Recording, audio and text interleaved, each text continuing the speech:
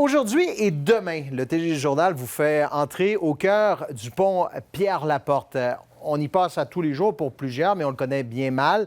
J'ai eu un accès privilégié à la structure. J'ai pu voir de près, vous savez, ces immenses câbles-là qui soutiennent le tablier du pont. Et j'ai pu sur place sentir, voir, parce que ça se voit, le mouvement qui est créé par le passage des voitures et des camions. Le pont Pierre-Laporte est suspendu au-dessus de la voie maritime du Saint-Laurent depuis 50 ans. Le lien nord-sud d'un peu plus de 1 km permet le transit de 120 000 véhicules par jour. En principe, il est au milieu de sa vie utile.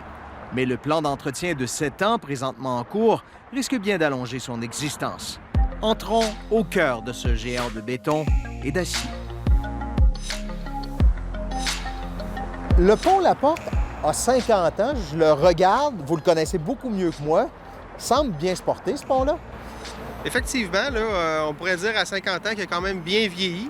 C'est un ouvrage là, qu'on espère là, conserver encore pendant un autre 50 ans ou un autre 75 ans. Donc, il faut savoir qu'il a été conçu là, vers les années 1960 avec des normes différentes d'aujourd'hui. Et évidemment, une construction qui s'est échelonnée là, entre 1966 et 1970. On l'entretient. On est en train de faire des travaux présentement qu'on verra tout à l'heure. Quelles sont les particularités de ce pont-là? Parce qu'on l'oublie presque, mais c'est un pont suspendu. C'est spécial. Là. Effectivement, là, c'est un pont suspendu.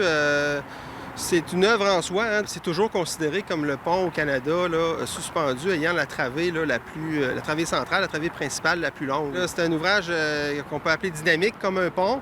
Ce qui est moins traditionnel, évidemment, c'est sa portée. C'est surtout le fait qu'il est évidemment très flexible. Là. Donc, c'est sa légèreté là, qui vient faire en sorte là, qu'on a été capable de construire un ouvrage de ce style-là, là, au-dessus entre deux falaises là, et au-dessus d'une voie navigable et d'atteindre là, une hauteur libre là, de près de 50 mètres. Là. Il bouge, le pont. Effectivement, là, de façon théorique, les calculs d'origine là, permettaient là, un mouvement vertical en plein centre de la travée là, de plus de 10 pieds.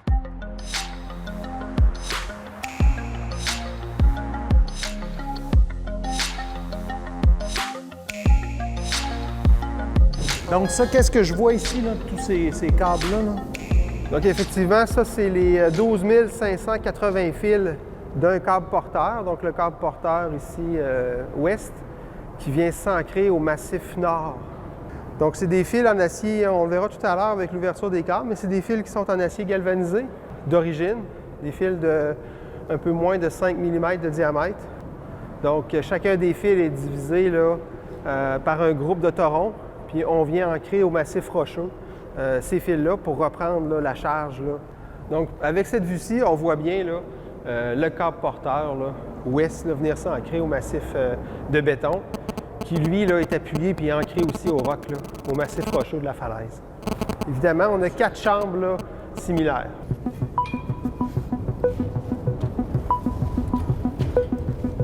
Donc on voit bien ici les fils là, qui sont compactés. Ça, c'est une zone qu'on a inspectée là, cette année.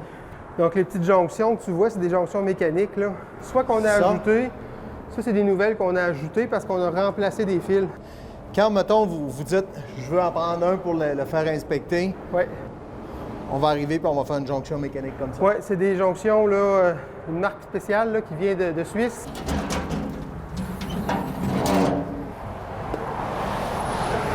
Donc ici, c'est des travaux effectués d'inspection avec l'entreprise Stellaire Construction. Donc eux nous ont assistés pour l'ouverture du câble. Donc on a enlevé au départ, évidemment, le fil de guipage, puis la pâte de plomb là, qui recouvrait les fils. Donc là, on voit les fils d'origine en place, là, qui sont quand même en bon état. Le rouge qu'on voit, c'est pas de la corrosion. C'est une pâte de plomb d'origine qui était remise en place. Cette pâte de plomb, maintenant, là, est plus permise là, au niveau de l'environnement. On ajoute à la place ici une pâte de zinc pour protéger le câble, là, évidemment, là, de la corrosion. Et on rajoute en place là, un nouveau guipage, là, une file de guipage, donc avec une tension d'environ 300-350 livres de tension dans le fil pour conserver la forme du câble circulaire. Il faut comprendre que quand on fait des ouvertures comme ça, comme je disais tout à l'heure, c'est une opération à cœur ouvert. Donc on ne peut pas se permettre d'improviser, on ne peut pas se permettre de briser des fils parce que c'est des éléments qui sont presque irremplaçables. Ça fait plus d'1 an qu'on se prépare aux ouvertures de cette année.